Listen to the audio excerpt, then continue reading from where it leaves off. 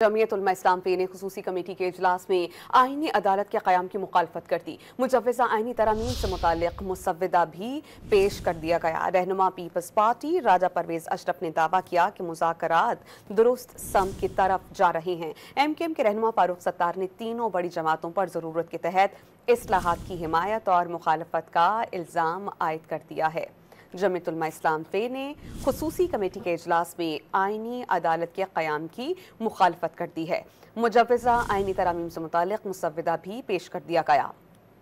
Pakistan peoples party के रहनुमा राजा परवेज़ अशरफ ने दावा किया कि मुज़ाकरात दुरुस्त समत की तरफ जा रहे हैं।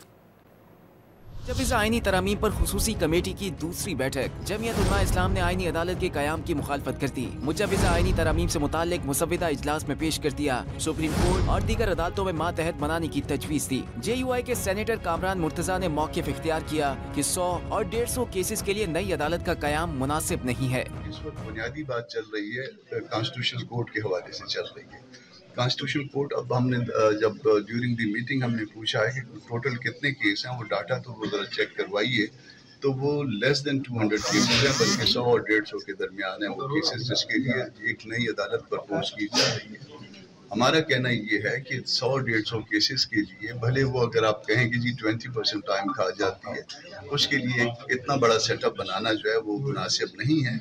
आप बेंचेस बना लीजिए, भले आप यहाँ सुप्रीम कोर्ट में बनाना चाहते हैं कॉन्स्टिट्यूशन बेंच। खुर्शीशा की ज़ेर सदारत खुसूसी कमेटी के इन कैमरा इजलास में मुजव्वज़ा आईनी तरामीम पर इत्तेफाक राय पैदा करने के लिए डायलॉग जारी है। गुज़िश्ता इजलास में पेश किए गए पीपल्स पार्टी और हुकूमत के मुसव्विदों पर गौर किया जा रहा है। इजलास से कबल गुफ्तगू में वफाकी वज़ीर कानून आज़म नज़ीर तारड़ ने गुफ्तगू शनीद के सिलसिले को खुशाइन करार दिया। पैगाम दिया कि सिर्फ तनकीद से मामलात हल नहीं होंगे, तजावीज़ भी दें। इस तरह की चीज़ों में गुफ्तो शनीद से मामलात हल होते हैं, और कौन सा ऐसा मसला है जिसका हल नहीं, और होने क्या जा रहा है। मैं तो बल्कि अपने साथियों से कहूँगा जो अपोजिशन के भी दोस्त हैं कि वो खुले दिल के साथ, जैसे कल मैंने उन्हें कहा था, कि वो अपनी सजेशंस भी तो देना।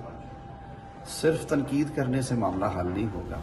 रहनुमा पीपल्स पार्टी राजा परवेज अशरफ ने नवीज सुनाई कि मुज़ाकरात दुरुस्त सिमत की तरफ जा रहे हैं। मौलाना साहब ने बड़ी अच्छी बात की है कल यहाँ मीटिंग में भी, और फिर जनाब बिलावल भुट्टो जरदारी साहब के साथ भी उनकी मुलाकात हुई।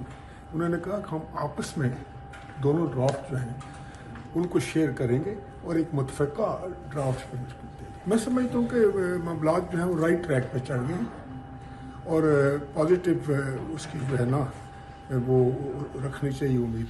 सेनेटर शेरी रहमान ने वाज़ेह कर दिया कि मुजव्वज़ा आईनी तरामीम हरगिज़ अदालत पर हमला नहीं। बार बार ये बात की जा रही है जी दोस्तों से भी कि ये असॉल्ट ऑन द कोर्ट जो हम करने जा रहे हैं, कहाँ से मुझे बताइए assault on the court appointment के हवाले से होती है। आपको मैंने सारे गिनाना चाहूँगी कितने कितने ममालिक में किस तरह अपॉइंटमेंट्स होती है। अमेरिका में प्रेसिडेंट नॉमिनेट करता है, सेनेट का पैनल उनको अच्छी तरह उनकी छांटी करके फिर उनको अप्रूव करता है। उसके बाद आप किसी भी कॉमनवेल्थ मुल्क में देख लें, ये असॉल्ट कैसे। हुकूमत की इत्तेहादी जमात MQM के रहनुमा फारूक सत्तार ने इजलास से कबल गुफ्तगू में तीनों बड़ी जमातों पर जरूरत के तहत इस्लाहात की हिमायत और मुखालफत का इल्जाम आयद कर दिया। गुज़िश्ता इजलास में पीपल्स पार्टी ने तजवीज़ दी थी कि आईनी मामलात की समाअत के लिए अलग अदालत हो, जिसमें चीफ जस्टिस की सरबराही में 5 जजेस शामिल हों। हर सूबे से बारी की बुनियाद पर 3 साल के लिए चीफ जस्टिस मुकर्रर किया जाए। सुप्रीम कोर्ट के अस्कुद नोटिस का इख्तियार खत्म किया जाए।